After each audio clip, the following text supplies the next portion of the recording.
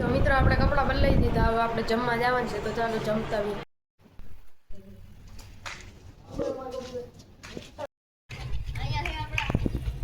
તો મિત્રો જે આપણે કબૂતર ઉડાડીએ.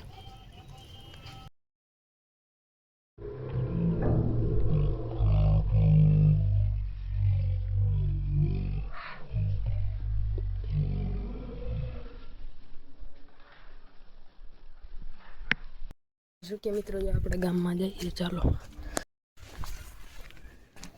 મિત્રો જો ગાયું હે.